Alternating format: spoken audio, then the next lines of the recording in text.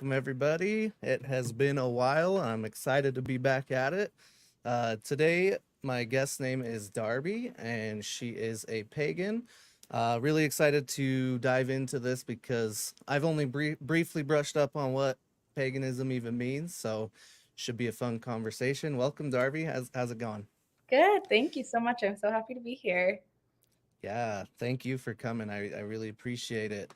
Um, Couple of housekeeping items is I just want to remind everybody who may listen now or in the future that all are welcome to the Discord. Um, the idea behind it is to build a diverse community of thought of people who believe all sorts of different things, but share the common passion for discussing the things they believe, and sort of recognizing humanity first, regardless of disagreements. I did want to say within the Discord, I just started a new channel called Book Club where we are going to be reading books together. So the first one starts this May, and it's this book here. I'll just show everybody. These are three plays written by an ancient Greek tragic writer. His name was Sophocles. So these tragedies were kind of pivotal in creating ancient Greek philosophical thought and stuff like that. So it's really fun to read those. Anyway, I'm excited for the book club channel. If anyone's interested, we're going to start reading that one in May. And then we're going to come meet on the voice channels and sort of just like talk about it online. So with that being said, Darby, if you want to just go ahead and sort of give us a background of your religious upbringing and kind of the path that led you to paganism. Okay, yeah. Well, I'm from Utah, northern Utah, so the home of the Mormons. I was raised part of the LDS church. My parents were always pretty loosely part of the religion, not, I would never consider them like very devout LDS people, especially my dad. Um, I got baptized when I was 8, and then I believe it was either right before or right after because I wore the same dress. I remember, but our family got sealed in the temple because my mom was pregnant with me when they got married. So and I don't think that was something that they were interested in at the time. So they did not get married in the temple at first. So then when I was about 8 years old, we all went through the temple together. Um, and so that was a very interesting experience. It was really beautiful. The temples are beautiful.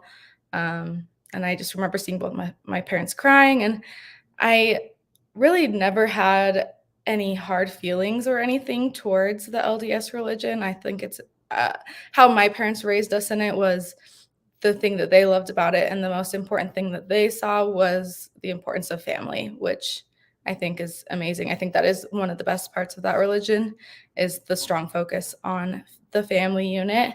Um, However they see that. I see that a little differently now. But yeah, so I was raised in that. And then probably when I graduated high school and started going to college, it wasn't something that I cared too much to keep going to church every Sunday, keep doing all of those things. And it was kind of around that time where I started to come into my own beliefs politically as well. And there were some things that didn't quite align with that I was just, I never had any hard feelings or anything, but it wasn't for me to be part of that religion anymore. Um, but then when I was towards the end of my college experience, well, I guess I met my wife when I started college, right around then. But we were just best friends for a really long time. We worked together. Um, but then when we moved in together with a bunch of other friends and became closer friends, I realized that the relationship was not what I thought it was. I realized I liked her more than just a best friend. And I had never done that before. I always had dated men in high school and thought I was going to marry a man. I had never even had that thought cross my mind. But when the experience came and I was getting closer and closer to her and realized those feelings were changing to something different. I had never had a best friend like that before, and I was feeling jealous and stuff like that. So I realized that it was a little bit more of um, a romantic relationship. And when I let her know that, she was amazing and was like, okay, like, let's go on a date tomorrow. Because I was terrified to tell her at first. I did not want to ruin our friendship because I loved her. I had never experienced friendship like that, where you could truly just be yourself and tell them everything that you are feeling. And so I was really scared to lose it, but she was amazing and just was like, okay, let's go on a date tomorrow. And honestly, since that first date, we pretty much never separated, and the love has been so strong since and just keeps getting stronger. And she's the whole reason that I have been able to learn about myself and the different religion or like religious spiritual practices that I do now. Um, I grew up very self conscious and did not have great just an image of myself with my body or my mind. I just did not think that like I don't know. I don't did not think I was a good person and I did not think that I could trust and be who I wanted to be. But she really helped that. She has been my biggest supporter and wants me to do anything that I want to, and she supports me in everything and pushes me to be the best person that I can be and do whatever I want to do, whatever Darby wants to do, which I think is amazing. And I think everyone deserves that, to have someone love them enough to let them do whatever they want and not have any opinions on it, honestly. Absolutely. So, Yeah, that's a beautiful story with your partner. I'm glad you went into that. That's amazing. yeah. Um, and if you ever don't want to like, go into any territory or answer any questions, that's fine. Just so you know. But I sort of makes me want to go off track a little bit because I'm kind of interested in your story, in like finding yourself and being able to date a woman like you never had before. And Yeah. I'm just curious if your past religious upbringing at all sort of hindered you in that, or if it just felt easy and it just felt natural. And have you ever struggled with, I guess, just not necessarily how you were raised by your family or anything, but just the culture Yeah, and the society and everything? definitely. I think that because I was able to experience that and as an adult and had already formed those opinions and values for myself. And my parents never raised us to think that homosexuality was a sin or anything like that. I think we always loved everyone. Um, the thing that I think did hinder me was that I did not know very many gay people at all. And the people that I did know um, were mostly men and or women who were the stereotypical lesbian, that are just like not super feminine. And I've always been a hyper feminine person. I love wearing dresses and doing makeup and jewelry and stuff. So I just like never saw that representation for myself. And so I think that if I would have, I probably would have um, been able to look into that earlier within myself and see. But prior to that, I just didn't really have any one to look at that was an example of that kind of queer person for me. And so I just was like, oh, I consider myself bisexual or pansexual. So I do love men. I think that men are attractive. I mean, obviously I'm married. So, but like I had always been attracted to men. So it wasn't like this doesn't feel right or anything. I had plenty of relationships that felt like love too, with men. So I think just not really having that experience of knowing that this is something that can be possible, I guess, if that Yeah. makes any sense at all. Yeah, for sure. I was just curious because from my upbringing, I was like pretty devout as a child, and I just know certain things for me now. Like even as an adult, it seems like I bring that baggage sometimes, and like I'll feel ashamed of myself, or Mhm. so I'm happy that it sounds like it almost was pretty natural for you, and Yeah. uh, My parents were so amazing. They just yeah, didn't ever make us feel like that was not an option, I guess. So Yeah. Cool. Well, so as I was Googling paganism, and I've looked into it in the past and whatnot, and I've sort of got done my own rituals and whatnot in the past, which I think maybe fall under paganism, but I yeah, never called it that myself. Like I was just doing spiritual things and um but a lot of the Google definitions like just sort of define it as any spirituality that's contrary to like mainstream Judaism, Christianity, Islam, stuff like that. Um, which I don't love that. Like, I feel like I want it to be defined a little bit more, but how do you feel about people defining it that way? yeah, I actually love it honestly because that's what I have loved about this. And like I pagan is the thing that fits the most, but what I would say is I just do what I want and what feels best to Hmm. me and listen to my intuition. And I think that is what paganism is at its root is listening to yourself and doing whatever feels the best for you. It really is not like a structured religion like most are, which I think is kind of cool. So Okay. So that's yeah, I think that definition does fit.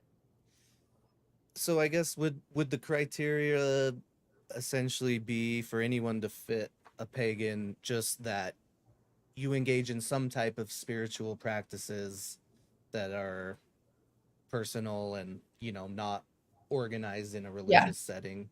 Yeah, I think the not organized definitely makes a huge I think there are pagan, people who follow certain rules, and I do actually think that pagan actually, no, never mind, sorry, I'm thinking of Wicca, which is kind of Mm, similar, and there are more structured parts of being a Wiccan, which I think there are some things that are great about that, but I don't believe in completely all of those things. And so that's why I love paganism because I think it allows you to take things from lots of different religions and put them all together and make your own kind of religion, I think. Because I've studied Wiccan. I took a class in college about the religions in India and learned about Hinduism, Sikhism, like all those things. And they all are very interesting to me and have beautiful parts to all of them, which I've taken into my own practice as well. so it's basically like a pluralism, I guess, of just yeah, taking parts that mean something to you, help Mhm. you. That's really enlightening because I think that maybe I'm glad you brought up Wiccan because I think maybe I was confusing the two a little bit. Mhm. They're very similar. Yeah, and Wiccan, like maybe that's what I was thinking was more the pagan thing where they actually have like I don't know, a set of like rituals and stuff and Yeah. they're very into like nature and stuff, aren't they? And Mhm. like Yeah. kind of engaging with Yeah. spirits of the woods and whatnot. Okay. Yeah, that's really helpful because I Yeah. definitely was confusing those two things.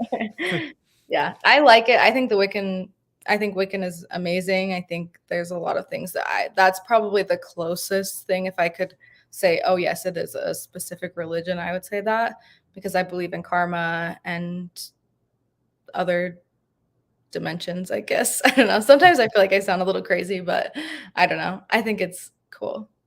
Yeah. No, I don't. I mean, I don't think it's crazier than any one of the rest of us. I True. mean, Yeah.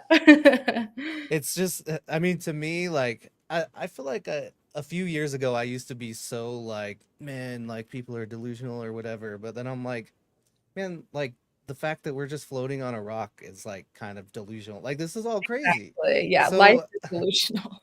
I kind of like got to this point where I'm like, I don't think I can really like judge anyone for believing things like this because Yeah. it's just shit's crazy. The Mhm. only people I really criticize now are obviously the dogmatic, like let me control society and every Exactly. individual what they're doing. Mhm. So, Yeah. um, so I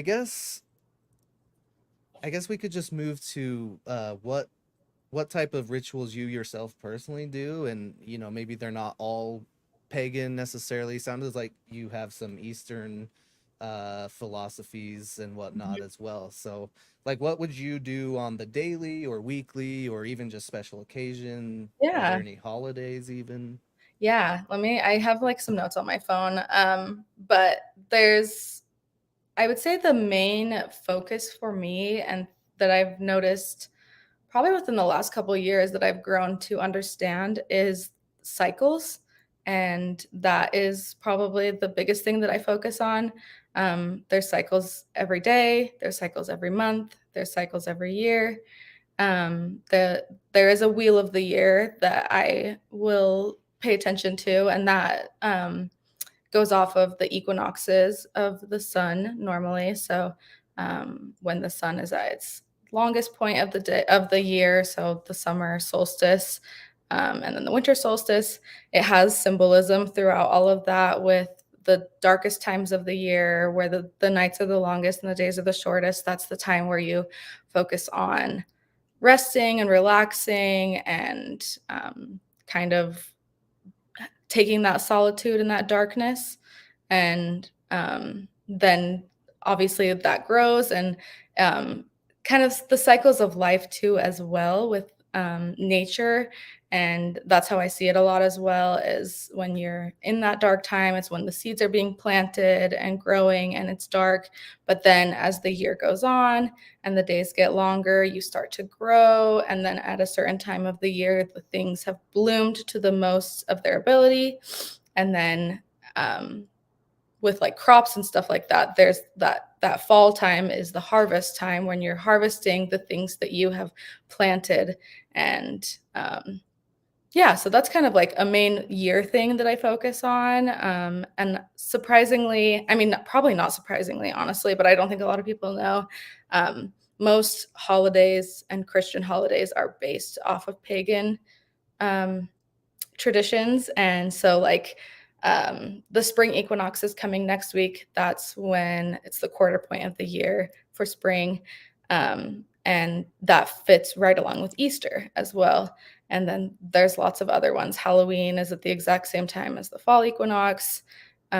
Christmas is Yule, and there's certain things like that. So it's really interesting to see, like, oh yeah, they just kind of were like, okay, these holidays were already being celebrated by people, so we'll just say Jesus was born here this time and then he was resurrected at this time, which makes a lot of sense with the cycle of the year as well, like being born at a certain time and then, like that.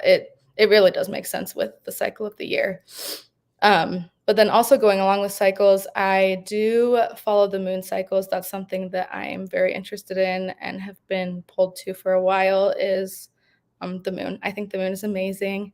And I think a lot of pagans and witches will agree and think that that is um, a huge pull, because the sun and the moon represent balance and divine feminine, divine masculine, and those have cycles as well.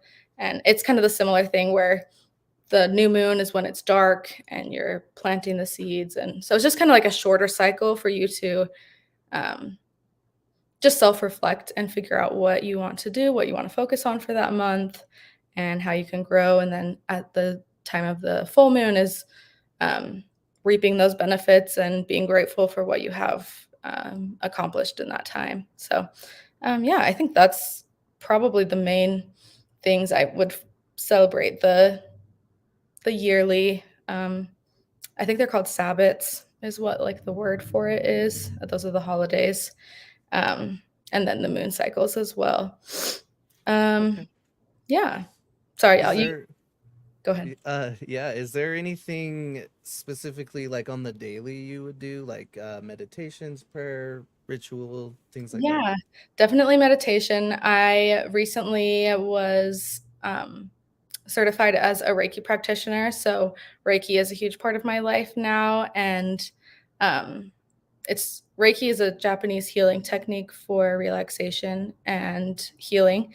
And I think Reiki is beautiful. It's a completely positive energy.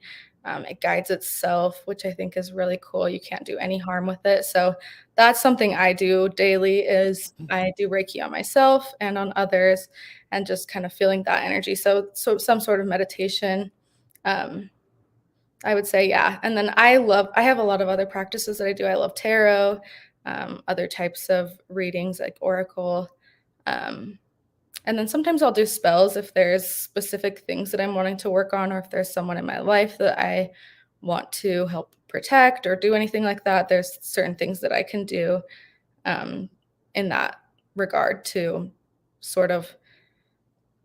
I just see it as a symbolism for how to self-reflect and be a better person, I guess. I don't know. Yeah, absolutely. So Reiki is one of the things that, I mean, there's plenty of things that I've tried like a lot of different spiritual stuff, but Reiki is one of the ones that like I've haven't tried, and like I want to, just Yeah, because, like why wouldn't I? yeah, Um so yeah, that's I didn't realize you could do it to yourself. I thought you like had to have someone guiding it or yeah. whatever. No, that's part of the first half of the training is being able to do it on yourself, and that's the best way to practice because you can feel it and feel the energies and learn how it feels to you because every person's different. I will have to look up some basic starting techniques and see what I can do. Yeah, it's Uh really cool. I love Reiki.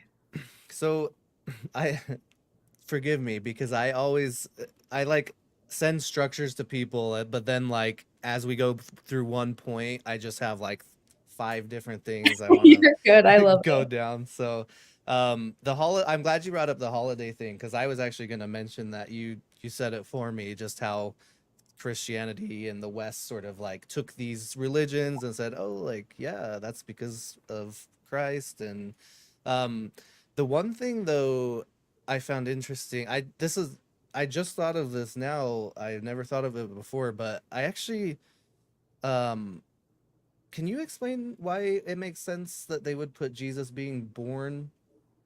Because to me, like the whole symbology of eggs in the spring, and that's like Mhm. fertility and Yeah, stuff, that for some reason to me that seems more like that should be when he was born, and Christmas would make more sense for the resurrection because it's like after the death, after the fall harvest, yeah. all the death and The death stuff. part of it, yeah, definitely. Yeah. That time of year is very symbolic of death, and that I don't see death as a bad thing. That's something that I have learned a lot through this, specifically through tarot, honestly, because there is a death card in tarot, and when you see that at first, you're like, "Okay, that's kind of scary," but again, with the cycles, death is part of that cycle, and when things are symbolized by death, that means that it's a closing of a door and opening of another. And so that would make Yeah. a lot of sense to be um, being reborn, and that would Yeah. make sense at that time of year. So yeah, I don't know.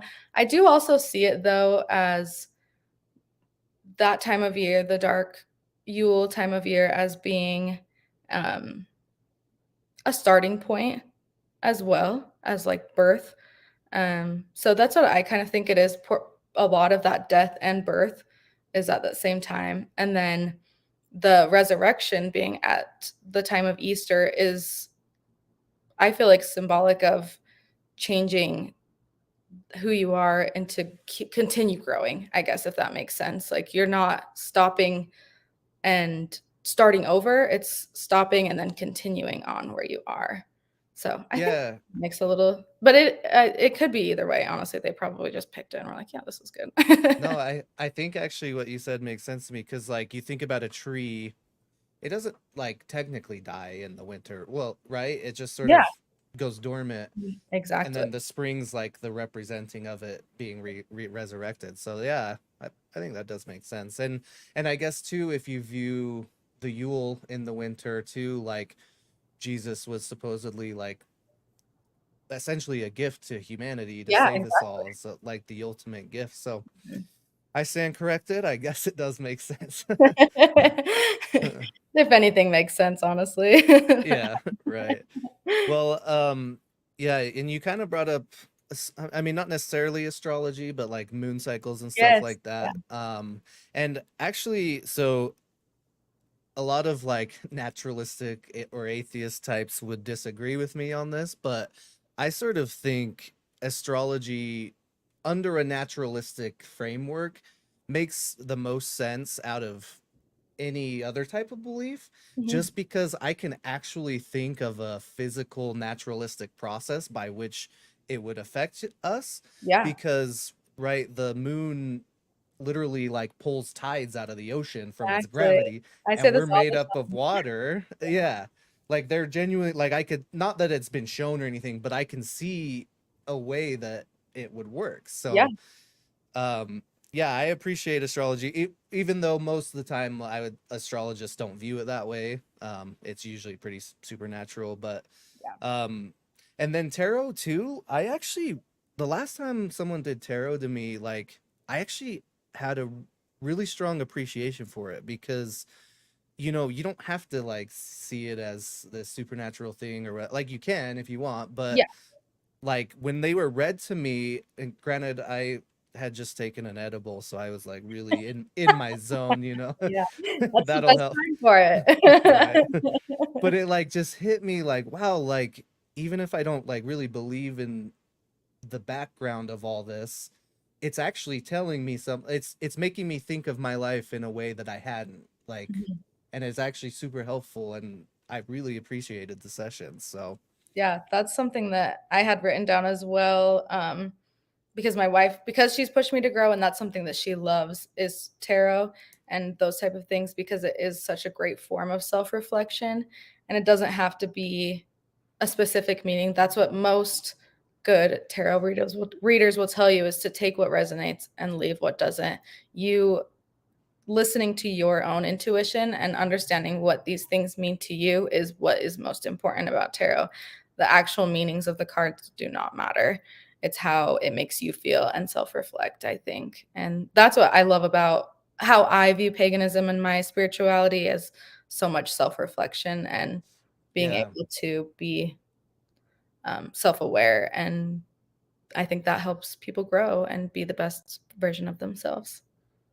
Yeah, absolutely. I'm with you on that. That's like something the past maybe 5 years or so I've been like, I like finally woke up from this like, I don't know, just engaging in like addiction and like all this stuff. And I was like, man, I'm like here. I feel like I should probably make myself better. And like I've become super like trying to be self progress and self reflective, like to my Mhm. detriment sometimes. Yeah, I that can be sure, the case. yeah. I if just ask my wife, and yeah, she'll tell you like sometimes she'll catch me like pacing around the kitchen because I'm just like thinking and Yeah, no, I am the same way. There's a lot of times, and I think that does go back to sort of my upbringing and my, um, not great body image or image of myself, and that has played a part in it, which I've healed a lot from those type of things, but that is a huge part of me, is, um, my view on myself and sometimes being too hard on myself. Probably a lot of the times being too hard on myself. yeah, same, yeah, and that's probably most people, right? I mean, well, most self reflective people at Yes, least. some There people, are some, yeah. right? Yeah. They don't care. Well, I think this is a good transition probably into like where we would more disagree, and that's just the more like supernatural aspects and Mhm, stuff. Um and I just want to say like like because of what we've already talked about, I genuinely think probably like the disagreement just boils down to words and language, because I think a lot of people, like, I have atheists tell me all the time that I believe in God, and like Christians tell me I believe in God because of how I view morality and like self progression and stuff like that. So it really could just boil down to a language thing. It's the hard part for me is just like finding this mechanism of like a non-natural thing interacting with a natural thing, I guess. okay, mhm, Um but obviously like I'm agnostic, like I'm not gonna say it's not real, right? yeah, mhm, So so this is where I like to ask people the most of their experience with some type of supernatural, whether that's a god or gods or even just a force like karma, just sort of things you've experienced that you could describe to me, and maybe I could find a piece of meaning from that and see what I, what I could find with it. Yeah. Yeah. My view on this has changed quite a bit from when I first started this journey. I had never had any type of supernatural or spiritual experiences. The most I had had was at like trek and church camps and stuff like that, feeling the kind of anxiety, or there's lots of different ways that you can see it, I think, as it can be your own intuition when you're feeling the Holy Ghost, or things like that. It can just be anxiety, I think. That's kind of all I had felt. But then as time has gone on, I really honestly mostly rely on other people for that, because I do not have that gift to um, sort of see spirits or feel spirits or anything like that. I still have never had an experience like that. I've never seen a ghost. But I do have trusted people in my life that I believe that they do have that gift. And so I've been able to sort of experience that way. And I think that's kind of an important thing, is just to have someone that you trust and being open-minded about those type of things. I've had multiple like psychic readings, and I think that's um, just trusting someone and being able to think like, okay, yeah, they do see this. So yeah, but with the supernatural and other worldly things, I do believe that they are around us all the time. I feel like I feel it mostly inside, and it's just trusting your intuition kind of again, is being like, okay, yeah, I feel like this could be that person telling me something, or these signs are this sort of thing. I guess, if that makes any sense. Yeah. Yeah. This is probably just a me thing, but I, I think maybe my past, um, sort of, I guess, like traumatized me into not like trusting people, even like people I really do trust. Yeah. Not that I like don't trust them on a personal level, like for instance my wife or whatever, right? But like I think even if she was like, I'm experiencing this thing, I feel like I've gotten to the point where like I need to do it myself. Yeah. Uh-huh.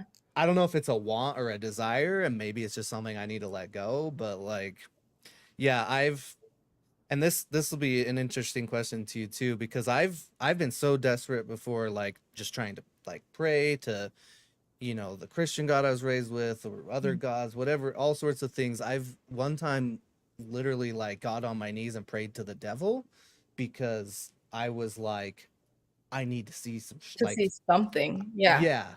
And actually, interestingly enough, my one of my Christian friends like told me like he's already got you. You're an atheist. Why would he show you something supernatural? I was like, that actually makes sense. Like Kind of, yeah. if Satan has me in the bag, he's not going to be like, "Oh yeah, Yeah. like here's a supernatural force." But anyway, I so all of that being said, I've kind of interested on what your views of like evil force, or like evil entities, good Mhm. entities, if it's all just sort of a bucket of swirling entities, or you know how does it work? I definitely see things as dark and light, and positive and negative. I think there are evil and negative entities in the world, and I think some of them are living, and there are definitely some that are not living. Um, but then on the other side of that, I have seen so many positive entities and energy in my life. I've felt that personally, and so I do think that there is a positive and a negative, and what you open yourself up to is what you will experience as well.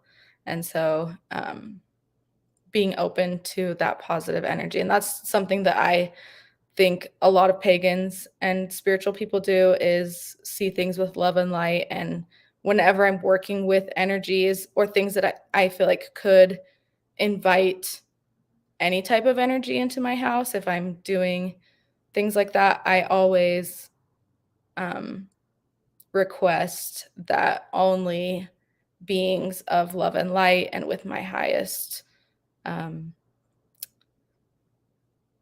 thought in mind, like, they're only there to help me, I guess that's kind of what I am very cautious to make sure that I do that regularly, to only allow those type of things in my house, that I will protect it so that there aren't any evil or negative things that can affect me personally. Because I do Yeah. believe that, yeah, there are I think that in the past I've had that attached to me as well. I've felt those negative entities and spirits preying on me and making me worse, I guess. Yeah. Yeah, and this is where I love like religious language too, like cuz I I can like empathize with that. Like I think even now sometimes I'll say like out loud like I have these demons like affecting me, right? Mhm. Even though like I might not actually connect that to an existing thing, Yeah. like it's still a language that I'm using, Mhm. and by calling it out, it allows me to like recognize that and help change it, help get rid of those demons and Yeah. whatnot. Um so do you use white sage by chance? I do not use white sage. Through my journey of spiritual practices, I've tried to do a lot of research, and from my research and experience, I think that white sage is sacred to Native American people, Oh, okay. and, um, there are some people who say that if you're using it in the right context and with good intentions, that it's okay, and I think that that's totally fine if that's what someone wants to do, but for me personally, I choose to respect that and let that be sacred for them because there's so many things that we've taken from the Native American people. I do not want to do that. And there's so many other ways to smoke cleanse. That's something I use very Mm. regularly, at least every day, is smoke cleansing. You can use incense. Um, so many different types of wood, cedar, pine, anything that you wanna burn will create smoke, and smoke clears the energy for me, I believe. Palo Santo is the Okay. one that I use the most. That's my most used smoke cleansing, and it means holy wood. I think there are certain negative connotations with that as well, with, conservation and stuff like that. But I think, honestly, in this world today, there's nothing that you can be completely, um, green and things like that. It's Yeah. so hard in a capitalistic world to Right. get things the right way, you know, because I Yeah. what I've learned about Palo Santo is it is a type of tree that was used in ancient times, and when the wood fell off the tree or when the tree died, that's when they would use it to harvest and use the Palo Santo to burn for smoke cleansing. But I do think now that with consumerism, trees are cut down and stuff like that, and so try to ethically source things as much as possible, but it is very hard in Yeah. that we live today. No, it's super hard cuz and it's really frustrating to even like care and look into it, right? Yeah, Because suddenly like I'm shaming myself because I'm trying to buy the cheapest coffee. Well, what is the cheapest coffee besides like super exploited labor in like exactly. South America? And but it's like I'm also surviving, like I'm not that like we're like poor, but No, we're I not mean, rich, no, like we're most trying to people are live out not. here. Yeah, Right. So it's really hard to like actually care about that and like attempt to live a somewhat ethical life. Um, I remember talking to one of my professors. She's like a Marxist and like hates capitalism, right? Which I don't get it. Yeah, yeah. yeah. Um, but I was trying to ask her her thoughts about like veganism and stuff because, like, in my opinion, that's the more ethical approach. Even though I'm not myself one, like I can Mhm. recognize that it's more ethical than what I Yeah, do. But I sort of asked her if she thought it was ethical, more ethical, like I do, and she was like, "There's no ethical consumption in capitalism." yeah, So she literally is, yeah, I love that saying. basically, yeah. So it's like, I guess it's a way to like not feel bad Yeah. because it's not really our fault, right? And we Mhm. tend to, and I even think companies tend to be like, oh, like you can recycle this, and like they over and over attempt to put it on us, Yes. even though no matter how much we use our reusable grocery sacks, like they're Yeah. still like mass producing plastic ones. And Yeah, that's the root of capitalism, is they push things on to make the consumer feel like it's their responsibility, when in right. reality, it's very not much the consumer's responsibility. Yeah. Well, yeah, I'm really glad you brought up the white sage thing, because I never knew that. Like, I just, was taught it's like a spiritual thing, and I guess when I was younger, I didn't ever do my due diligence. I was just like, okay, yeah, let's go. Now I'm more used to doing my due diligence. But it's basically just the smoke itself is what you're saying is what's meant to cleanse the energies. Yeah, I believe so, yeah, and I think with cleansing and positive and negative energies in general, we have so much personal power. And that's what I have tried to make my practice about, is realizing the power that we have in ourselves. And that's what makes things work. That's what makes herbs work the way they do, crystals work the way they do, smoke cleansing work the way it does. It's all in you. You're the one that is putting this energy out, and what you put out, you receive. And like the rituals and the smoke and all the stuff are sort of just like the attachments to like make you yourself recognize or like do the healing, right? Yeah. Mhm. And that's what I was gonna say. Like with white sage, I'm actually very attached to it because again, like don't think I'm some druggie, right? But No. I've experienced a lot of mostly like psychedelic stuff, and they're very healing as well. I think like that's Yeah. something I advocate for. But when I was younger, like I did some DMT and we cleansed with white sage, Mhm. and that was one of the best experiences I ever had, like so full of love, and like my Mhm. friends were there, and just like overwhelming sense of love for everything. Yeah. And now when I smell the white sage, like it brings me that every Yeah. time. So it's like I just like know I have that attachment of that experience to the burning. And I hardly ever even touch it. I just have one in my closet. But if I ever do drugs, I'm like, all right, I'm gonna light Yeah, this you up. gotta cleanse it, yep. Yeah. No, I use cannabis in my practice as well. I think that it is a form of medicine and healing, and so, yeah, I think that's great, and you can do anything with positive energy, I believe.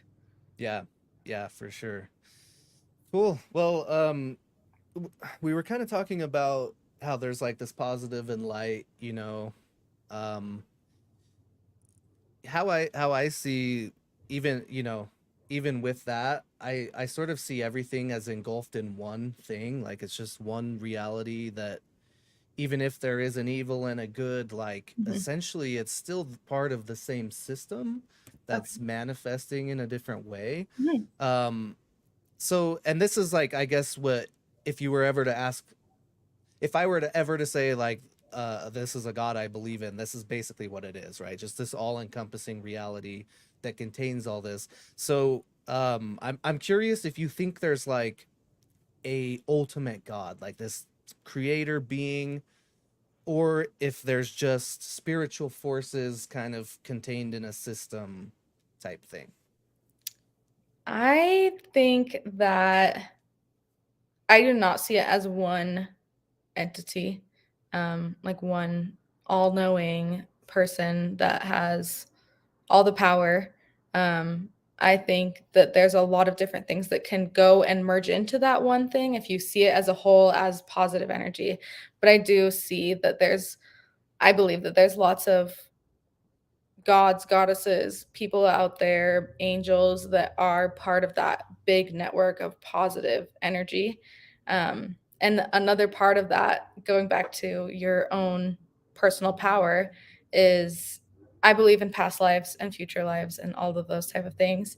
And part of that is your higher self, and that's pretty much, I see it as the best version of yourself, the most healed, the most powerful, completely connected to everything. And that's your higher self. And I think that that person has an effect on you in this life right now. I think that time is relative. I think that there can be things in the future and the past that affect us in this life now. Um, so yeah, I would say the higher self is something that I focus on a lot and becoming that person and listening to them. But there's so many other I see it as so many other energies and entities, I guess you could say, that are part of that all-encompassing positive love and light. I see that light is kind of what I say for, like, positive energy is lightness and darkness, so darkness is, yeah, evil. So yeah, it kind of sounds like maybe then it would fall under maybe how I would like describe it, and almost like this eternal system that's just Yeah. kind of in motion. Mhm.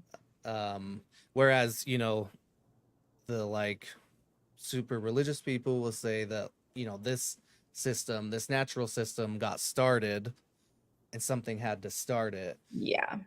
and then God becomes that eternal thing Mhm. that contains. And yeah, so I think the best way I've tried to describe it is that like I almost take that idea of God and just like remove him from it, but like just Yeah. our system is Uh-huh. that Yeah. eternally existing thing. Yeah. But I agree. so uh, this might be a hard question to navigate, but I don't know. I have this simultaneous like I want to like be able to criticize like respectfully, not you, but like just religion Oh, in yeah. general, right?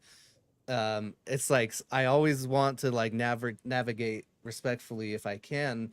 But I'm wondering what you might say about a deity that came down to Moses and started this Abrahamic faith, or because I feel like in your framework here, right, all of these religions have a source at the bottom of them. Mhm. Judaism, Islam, like something talking to Muhammad the messenger, and whether those three religions have the same entity or not, I'm curious if you think that's a dark force, just a super powerful force that Mhm. was trying to get people to do good things, but then people people are the ones that corrupted it rather than the entity itself.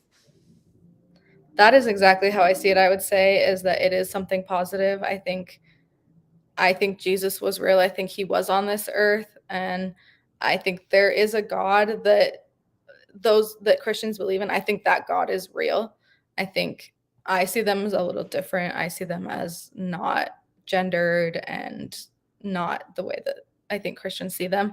But I do think they are positive at their root, and I think it's the pessimist in me that says that humans are the ones that have created that negative connotations and sort of the judgment, the um, hatred towards other people because of what they believe. I think that's completely man's doing. I don't think that these um, holy entities, that's not what they were there for, I don't think at all. Okay. Yeah.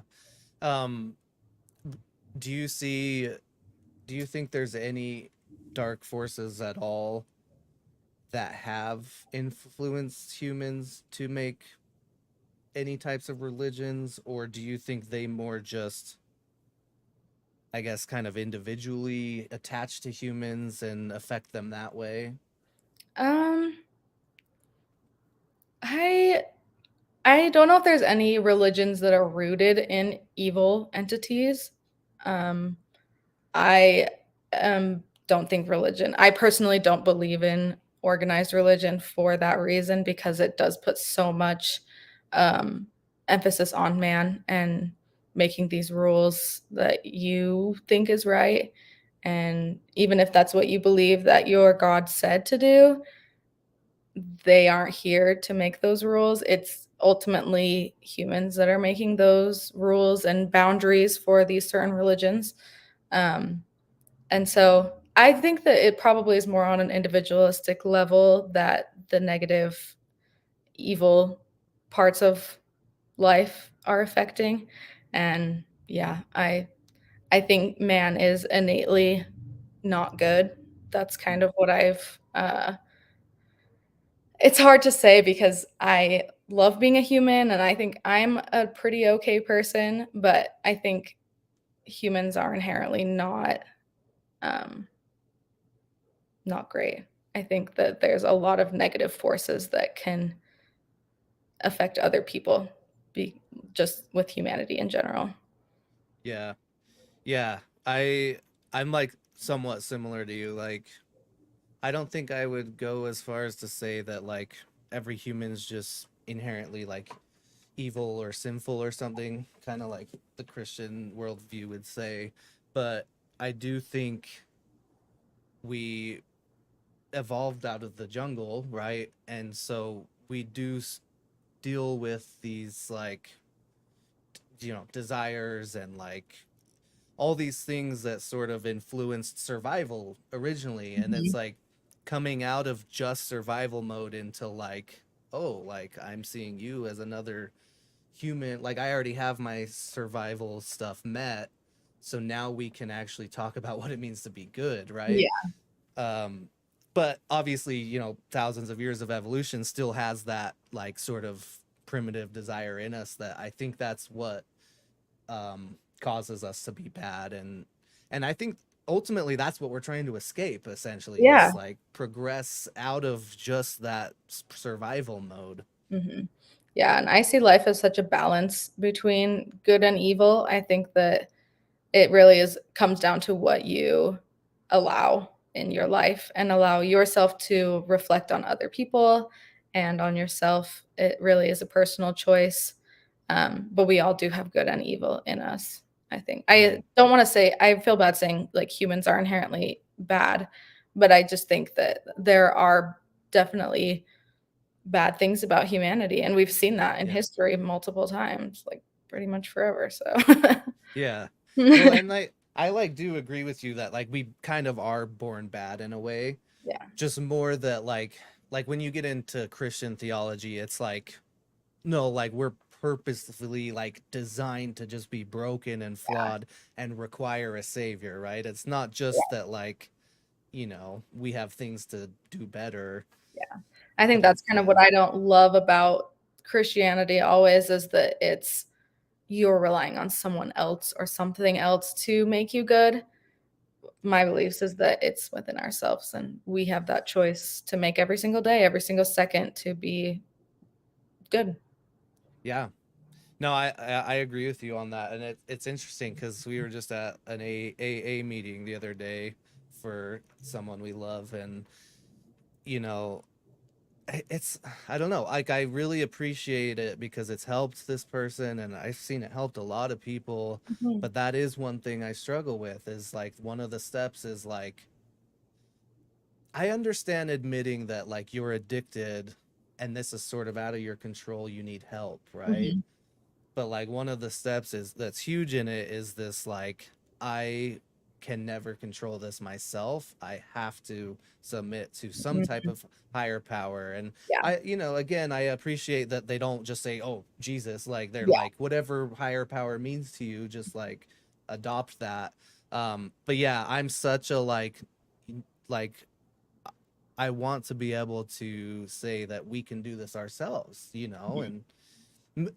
and maybe that's not even true because I feel like we use other people all the time. Like I could never say I've progressed myself. Like I've Yeah. had so many people help me, Mhm. right?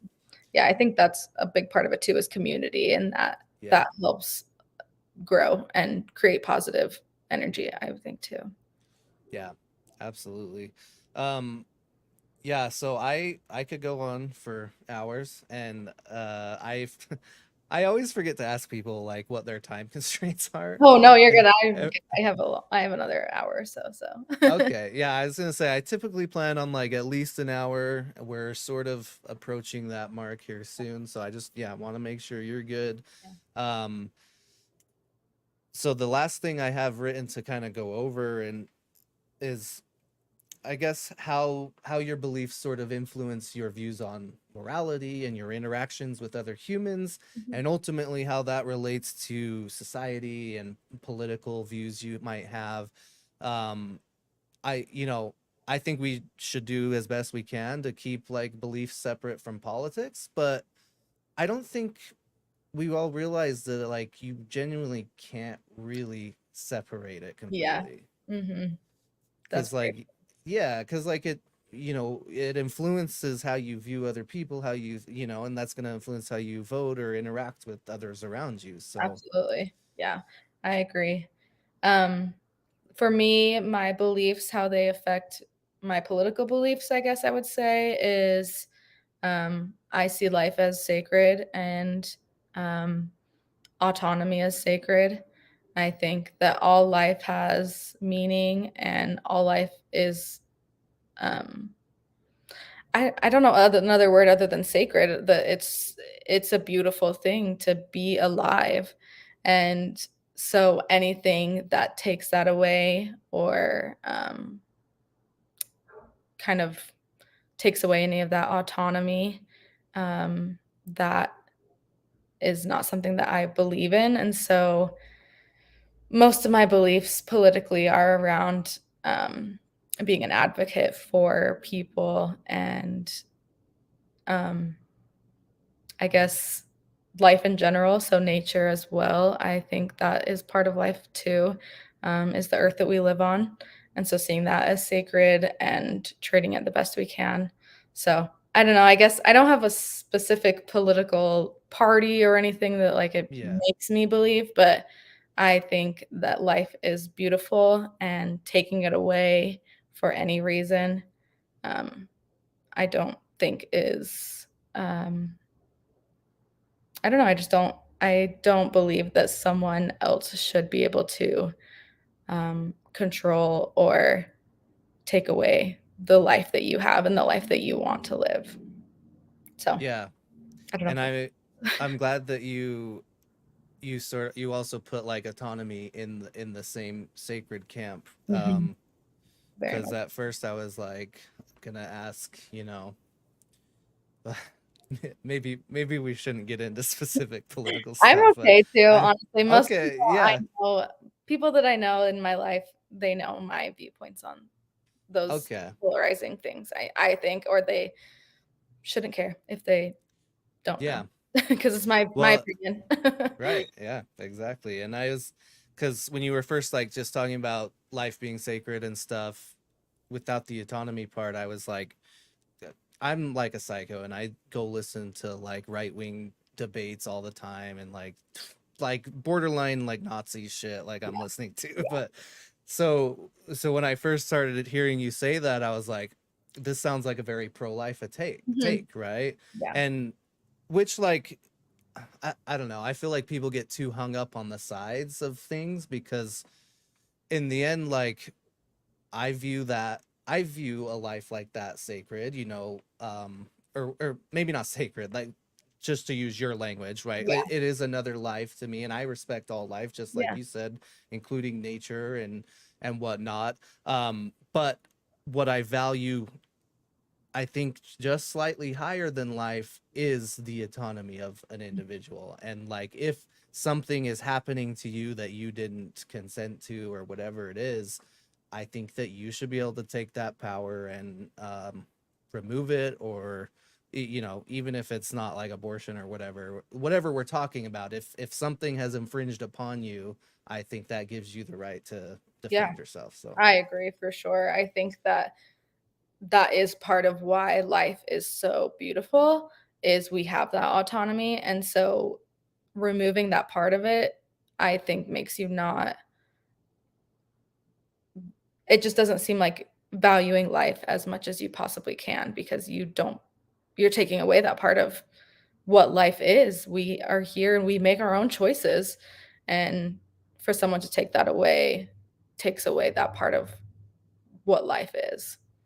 yeah, yeah, and I think this is a little harder to, I think, explain to people who only view like humans as sacred and divine, right? Mhm. Rather than all life. All life, yeah. Because then it's like, oh, you're killing a human and like that's the ultimate like worst thing you can do.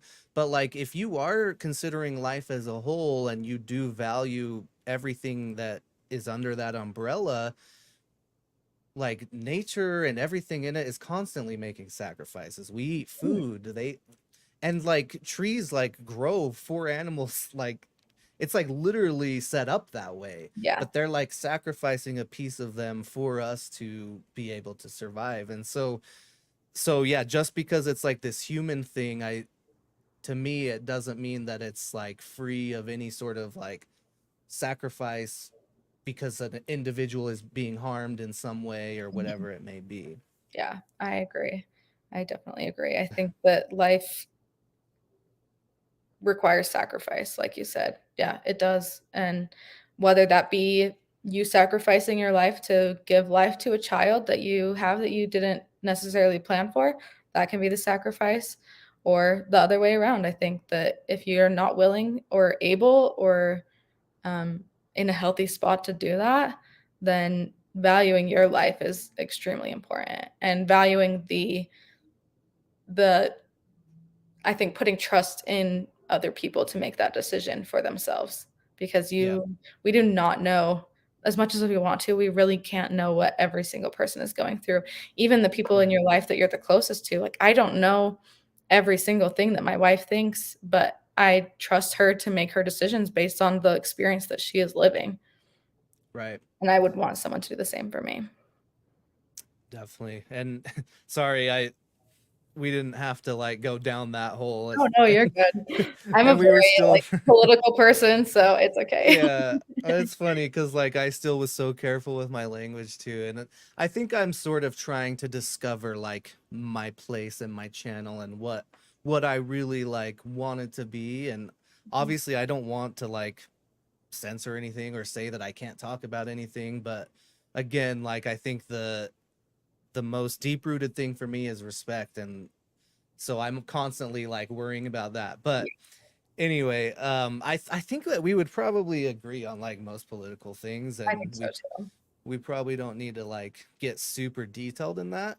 But I specifically was wondering like how so you said that you view all life as sacred, and that's kind of the foundation I guess you would rest on for engaging in political society, right? Yeah. Mhm. Okay. Yeah, I would say so. Yeah, with conservation and human life in general. Like, I think war is a horrible thing. I don't think Yeah. that killing people is ever the answer. That's Yeah. just something, but I understand that the world is outside of my control. And so, but me Yeah. personally, I do not think that violence has ever solved anything.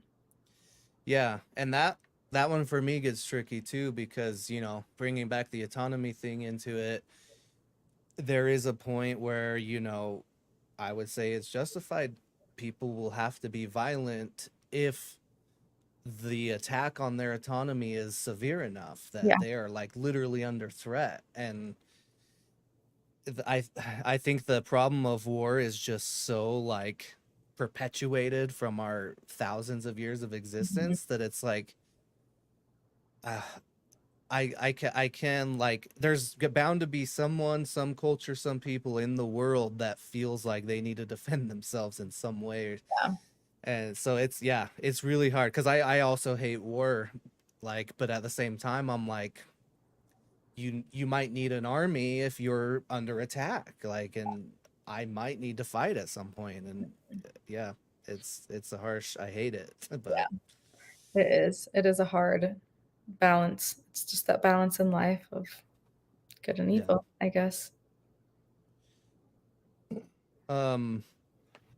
Oh, I had another question, but I think I lost it.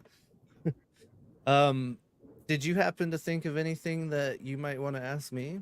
Yeah, I think you kind of answered it a little bit, but I just wrote down the one question that do you believe in a positive source or anything like that that is guiding in life, I guess. Okay, that also helped me remember mine, so I'm just gonna write it down.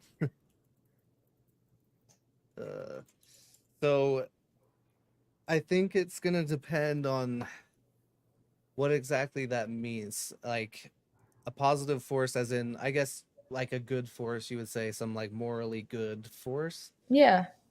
Um, yeah, this gets really tricky for me because I am and this actually directly relates to what I was going to ask you. I consider myself a moral realist in the sense that I do think morality is a real thing, Mhm. and it's not just subjective to each individual mind. I think there are right and wrong answers. Mhm. So in that sense, I guess yes. Yeah. But I don't think like the way I would describe it would go so far as to say like there's kind of like a karmic or like supernatural type force guiding it. I It's almost like, to me, how I explain it now is like it's morality is like an emergent property from individuals engaging in relationships. And Oh, so I like that. with relationships we can sort of view like, like what's selfish, what's selfless. I can Mhm. sacrifice my will, my desires to help someone else, or I can like impede on their will to like selfishly gain what I want. And so I think from there we can objectively measure things. I want to like put it in a metaphysical place because I feel like that gives it more authority, but it's hard to for me. And so Yeah, that is very fair. I think I do come from a background of science. That's what I've always loved. I'm a very science-driven person. And so I think that there are some things that are able to be proven that way with science, with the energies and frequencies that are part of this earth, and sort of also the understanding that we don't see everything that technically is there. mhm. We know for a fact that we have limited vision based on the spectrum of light. And so to me, that just leaves more opening for those type of things that like, okay, we think this is what it is, but we also don't know for sure because we don't have all the information. And that's something I've talked about this with my dad. Oh my gosh, sorry. 'Cause You're good. he's a medical provider, and so he's Mhm. also very science driven, and that was something that he had a hard time, um, reconciling with the LDS church and that religion because it didn't necessarily always fit the things that he believed in when it comes to evolution and stuff like that. Um, but we talked about it that to be a good scientist and to be a good, I guess, yeah, scientist or to view science, you have to understand that it has its limitations. It has its parameters that we are able to view right now because of the human being, the human body that we're in. But that does not encompass everything. Yeah, absolutely. And yeah, this is where I guess, uh, I don't know how much of what you've like followed or anything, but there's this like new atheist movement, right? That's like essentially engaging in what you might call scientism. Like that's like a new Mhm. term in philosophy, to where it's Yeah, like, I heard of that. yeah, it's like everything will always be able to be explained by this, and almost making it like the only method, which it currently kind of is, but just because method for discovering our natural world, I Yeah. guess I should Mhm. say. And so it is good at that. Like that's what it does. Like you said, that's the parameter. It's not even in the business of trying to discover something outside of what we can like explain and Yeah. observe. Um, but yeah, it's when you bring something like that into philosophy, you're now undercutting thousands of years of thoughts about God and metaphysics and morality, and just saying, oh, natural science explains all that, Yeah. when like, I mean, does it? What? Because think about abstract things like where do those exist, like these thoughts. Anyway, I don't get on a tangent on that, but um I brought it, so it's all to say that I do think that there's a metaphysical grounding, I guess. And again, this might just come down to language and stuff. But for me, the reason I call myself a naturalist, I think that there are things outside of science that we can't sort of just like explain. Mhm. Maybe we will one day, maybe Yeah. not. I don't know for sure. Um, but I think it still can fit in a naturalistic world. And like you mentioned dimensions earlier, right? Mhm. And that to me like still could be this bubble, right, of natural phenomena that our human brains can't filter correctly, right? Mhm. And we can only filter what we can like immediately perceive. Experience, yeah. Yeah, yeah. So yeah, sorry. I'm like rambling and I don't know exactly where I'm No, you're going, good. but I love this conversation. yeah. I guess just one last thing. Like I used to try to explain morality in a deeper metaphysical sense rather than just the relationship thing. But as like a force of the universe, essentially, like Mhm. some type of like, force of gravity or like something that we can't really perceive, but it's affecting how we operate. Yeah. Kind of like, we don't really directly observe gravity necessarily, but we observe the effects, Mhm. right? And that in so That I makes a lot. think now I've gotten to this point where I sort of mix the two because like starting from the Big Bang, pretty much everything is in relation. Everything's like based on a relationship. Like we get water from two molecules like bonding or like three, however it works. Like they're bonding together in a relationship to form an entirely new thing. And Mhm. so like even non-intellectual things are like engaging in relationship to create new things. And Yeah. so I think maybe metaphysically it could be grounded that way. Yeah. Yeah, I love that. That's really cool. I'm sorry. You're like when we talk about morality, this is like literally the project that I'm like planning to try and do a capstone on for school or whatever. So it's like once this gets brought up, I just start going unhinged and No, rambling on. I love it. I think that's really cool. And yeah, I think I view it very similarly, that it is a force that we don't understand and it's just part of life and we probably will never understand exactly what it means and how it comes to be, I guess, and grows and changes. But with life and not even things that are living, but like you're saying, the natural world, everything is connected with those relationships. And there's no denying that every single little thing has those relationships and those energies or frequencies that are drawing them together or pushing them apart. Yeah. Um what do you think of the idea that like let's just say I like agree that there's maybe like karmic forces or like light and dark forces or whatever. What are your thoughts on like that as a natural thing rather than a supernatural thing, even if they operate the same way? I'm just Mhm. like curious what you think. Yeah. I guess I really like your view on the natural world. And I think that's kind of how I see things as well.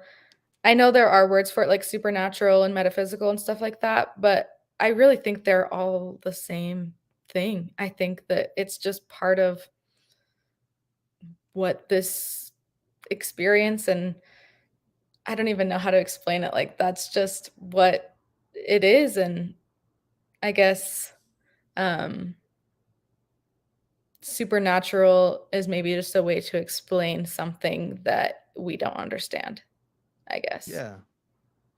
Yeah, that's fair. I think that's a more fair way to use it. Because I really think Yeah.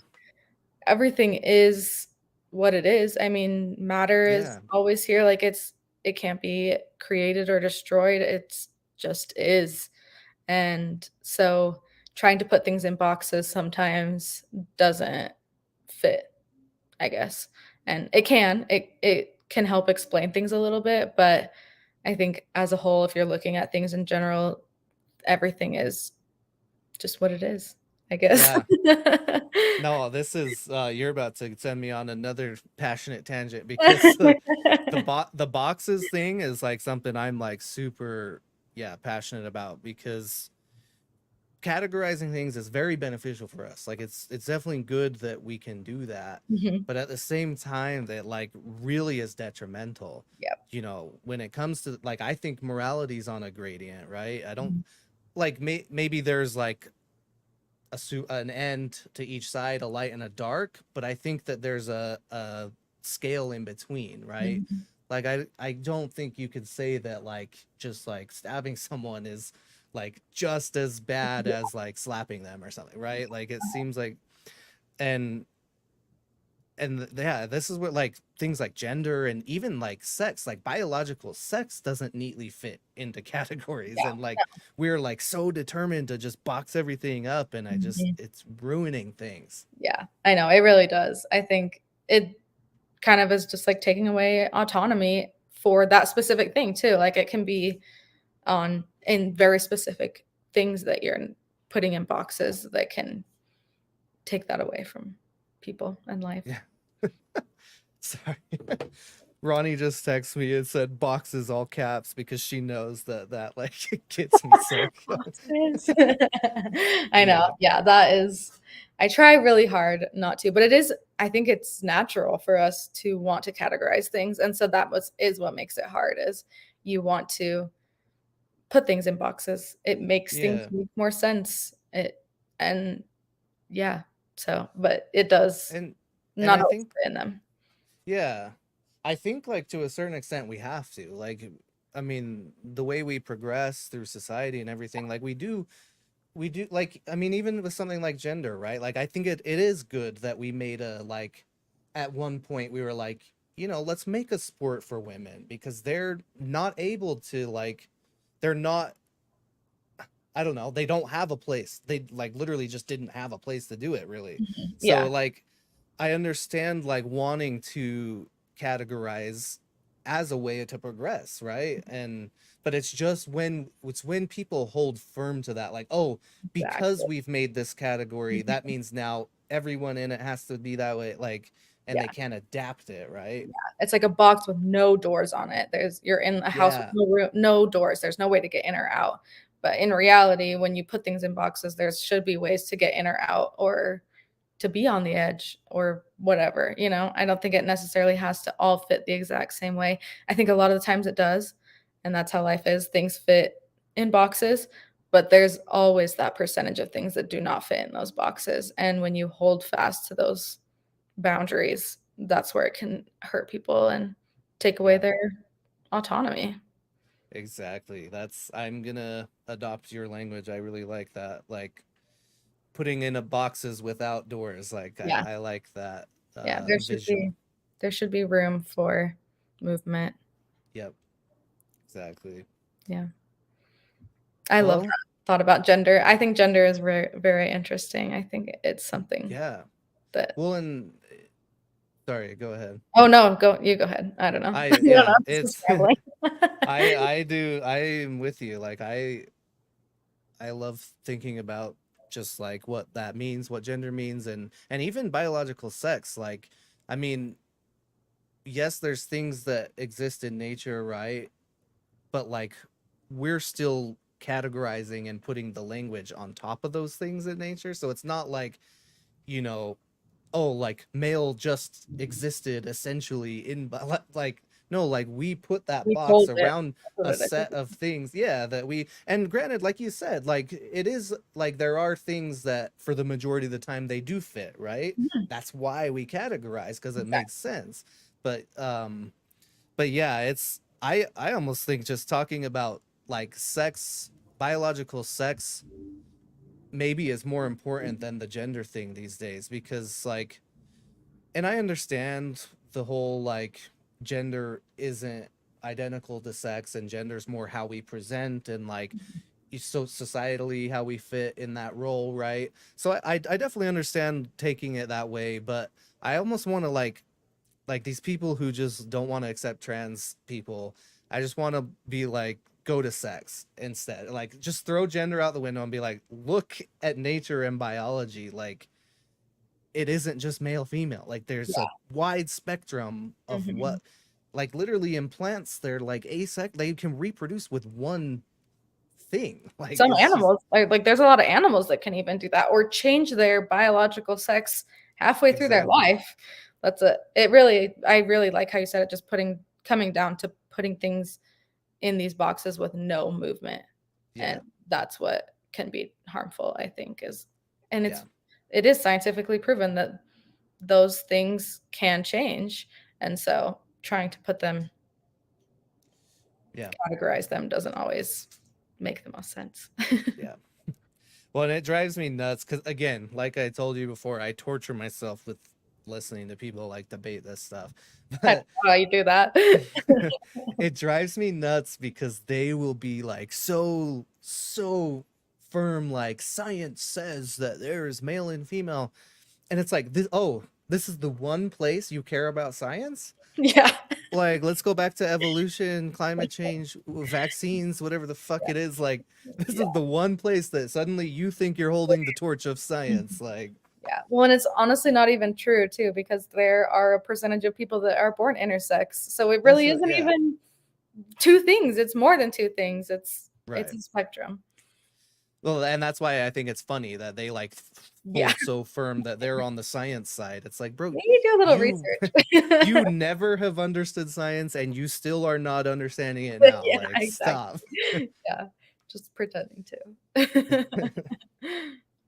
Yeah. uh, well, I definitely didn't expect we'd get into like specific political things, but I'm glad we did. Yeah. No, I try not to, but I also think that um I have a lot of people in my life that are religions that I don't necessarily agree with, and um I've come to understand a little bit more, um, and sort of this is kind of like taking things out of boxes too, and not necessarily putting everyone in a box and saying everyone that is Christian or LDS, they believe this and this is how they feel. Because I've known so many people that they participate in that religion and believe a lot of those things, but also have such a personal relationship with their spirituality that it doesn't always have to be black and white with how these religions are, I think. And being able to have open conversations, and especially with people that you love and respect, and being able to listen to their side and opinion can, I think that's what can make humanity and everything grow into something truly beautiful. Yep. Yep. Absolutely agree with you. Love That's that. I love this. yeah. I think it's great. That's like the whole right. Like this is if you've never read Plato, I don't know if you read much, but if Nope. you've well, if you would ever like to read Plato's or philosophy at all, you should read Plato's Republic because Like, okay. and this is goes for anyone listening, but it's just it's such a cool metaphor. Like they're talking about he's trying to talk about the human virtues and the human individual in a metaphor about a city and like Oh. talking about like the wisdom, the rationale as like the ruler of the city. Anyway, there's like one chapter specifically focused on the art of dialogue and that's how he writes all of his stuff is it's in a dialogue of people asking questions and arguing, disagreeing in Mhm. very respectful ways, right? And like that is how we got here with all of our human knowledge, whether that's religious, philosophical, scientific. Like we got here by humans being able to like disagree and engage in these conversations. So I think so too. absolutely. Yeah. I think it can be very healing and is a great way to grow. Yeah. Oh, well, it's been really fun. Thank I you. if you want if anything else you want to like put out there or ask or Mm, anything. I don't think so. I don't know. Yeah, I think that my journey through spiritualism has been um, something that I'm so grateful for. I'm so grateful that I've been able to um, have these decisions and understand that I am who I am, and I have every single right to believe that this is what I want to believe, and not let the opinions of other people um, per- uh, make a difference on that, I guess, kind of. Like, I think it's really beautiful to be able to truly see yourself as who you think you are and make those life choices based on how your experience is, because literally no one else can understand it except for you. So, Yep. True. Awesome. Well, thank you so much again. I've really enjoyed this a lot. thank you. Me too. I loved it. That was so fun. All right. Well, if you ever know of anyone else, and again, this goes for anyone listening, but yeah, I mean, even if people just want to come join the Discord, no, we don't have to come live and like show your face or anything, but we often engage in conversations on those channels too. So yeah, anyone and everyone you guys know out there, let them know. Fun. All right. Thanks, Darby. Thank you. Have a good day. You too. Thanks, Keaton.